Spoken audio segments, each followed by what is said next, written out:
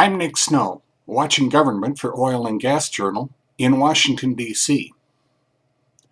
Countries in Asia's southern Caucasus region already have shown they can work together and build long-distance pipelines to bring Caspian Basin oil and gas closer to European markets.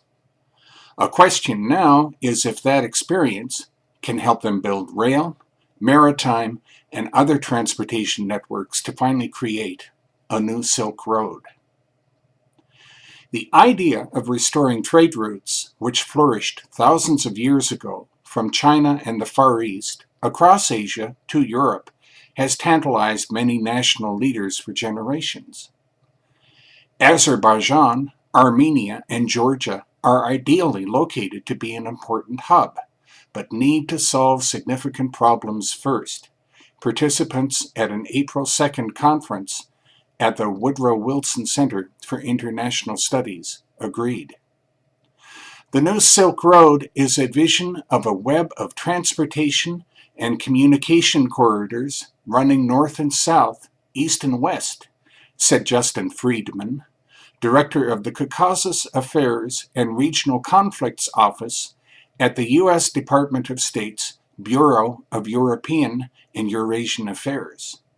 The South Caucasus nations of Azerbaijan, Armenia, and Georgia would be geographically critical. Pipelines and other transportation projects share some similarities, noted Richard Harold, Executive Counsel for Global Government Affairs and Policies at GE Transportation. Each system's origin, route, and destination can be controversial. They can be monopolies with strong government support, but governments usually don't place commercial viability above politics.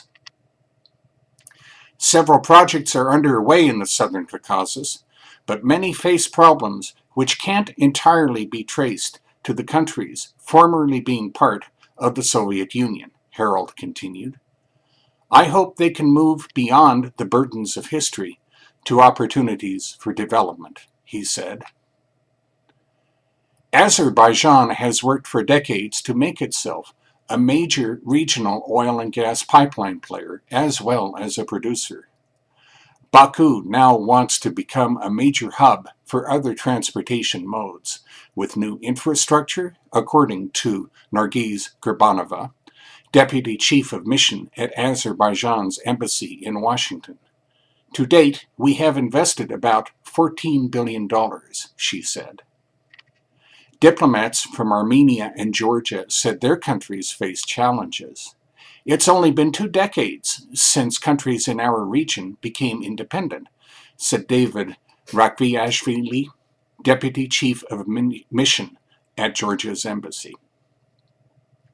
By the end of the conference's first panel, however, whether large oil and gas pipeline projects could provide models or lessons for other massive transportation ventures there remained an unanswered question.